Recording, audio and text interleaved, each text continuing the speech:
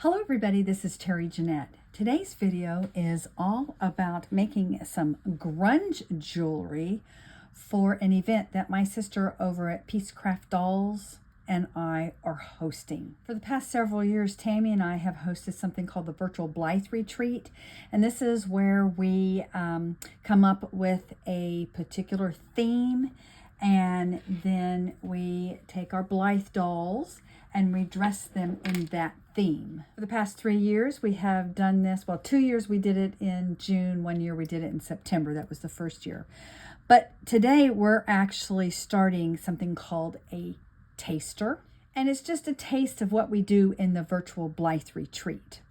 Today I am going to show you how to make some grunge necklaces.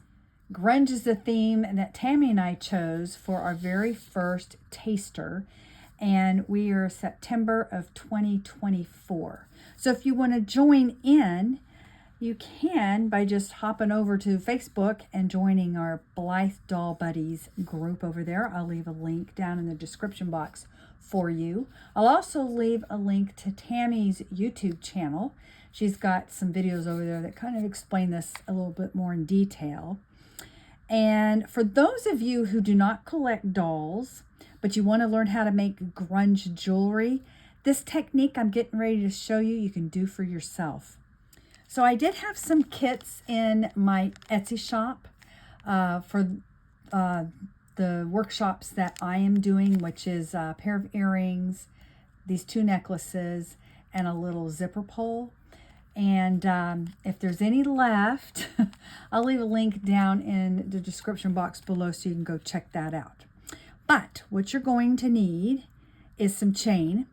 And since these are dolls, I have a lot of scrap chain from different projects that I've done for myself or for other people. And I just keep these little short pieces because you never know when you're going to use them. This is an excellent project to use your scrap chain.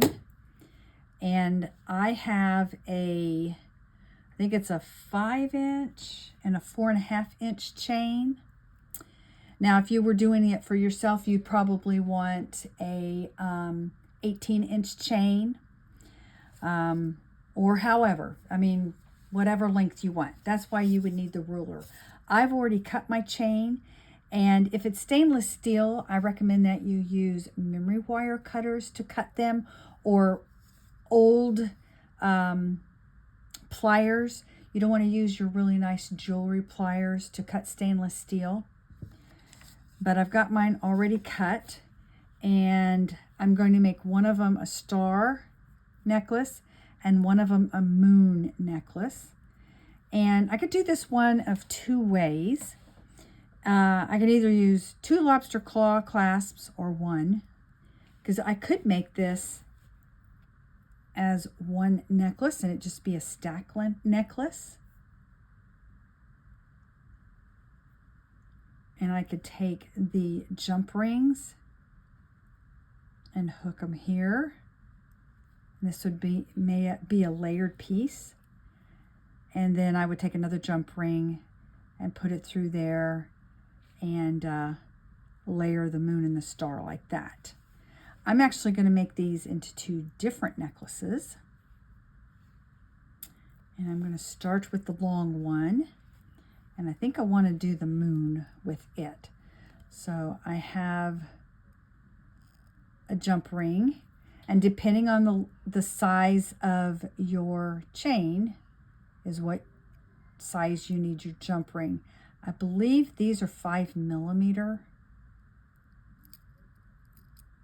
And I just opened up the jump ring and put the moon charm on there. And now I'm just gonna hang it on that. By the way, I don't know if you can hear joyous little voices in the background. They're my grandchildren. They're over here having fun with their cousins. All right, we're almost done. I'm going to take a 4 millimeter jump ring and I'm going to open it up like that. Whoops. Let's try that again. You got to be really patient with small jewelry like this. We're just going to close it back up. You want to make sure that that's closed up, because if it's not, it could fall off. And yes, I know my moon fell off. Okay, put that back on there. All right, now I'm going to take another 4mm jump ring. Let me see if I can get closer here. And open it up.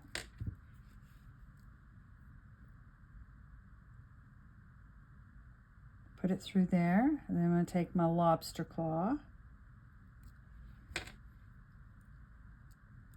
Close it up.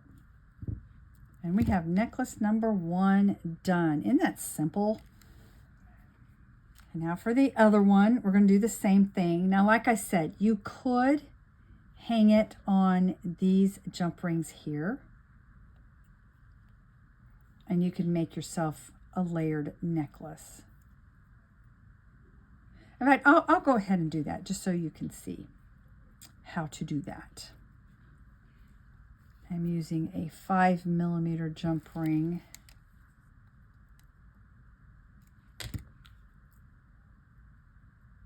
Oops, sorry. For the star.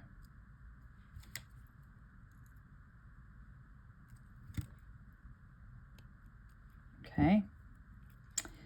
And let's see. I'm going to open this back up.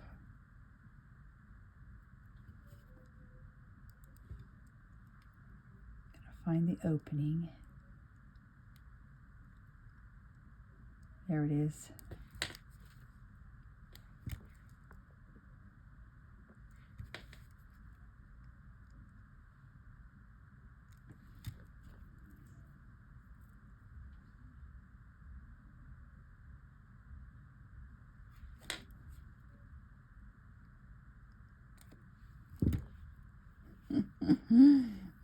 Patience.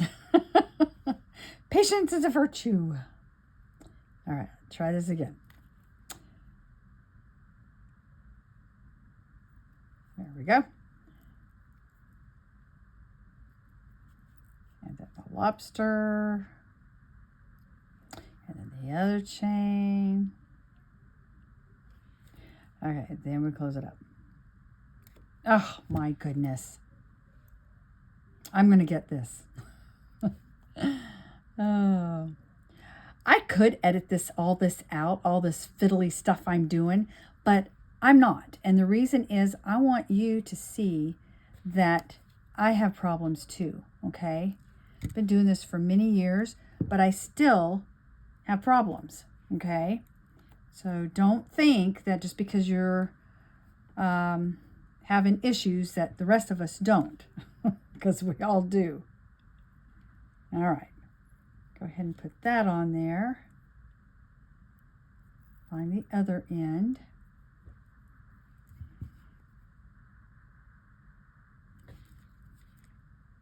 It's just that with little things, it's harder to do.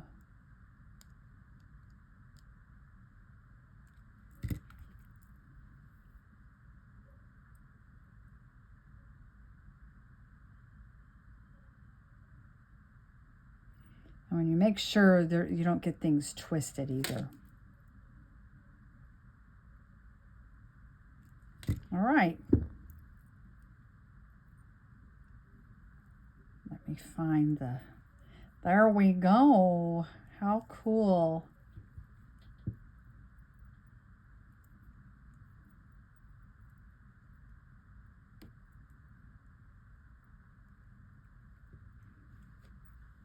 There we go.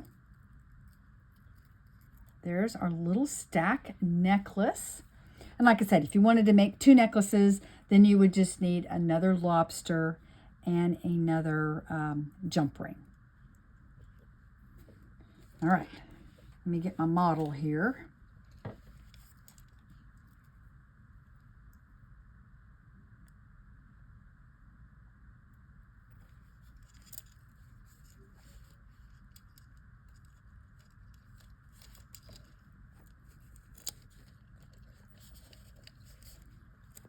Let me zoom this out. Look at that. There we go. There she is in her, whoops. There we go. In her little grunge jewelry, all ready for the rest of her outfit to be made.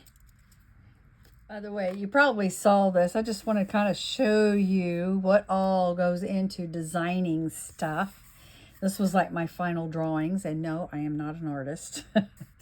But I do have to write down notes sometimes of my designs, and that's what that's all about. But here she is. I think she's turning out really cute. And these earrings I have a tutorial for, and these socks, my sister has one over on Peacecraft Dolls. And I hope you go check out our Blythe Doll Buddies Facebook group. And y'all have a great day. This is Terry Jeanette signing out for now. Bye-bye.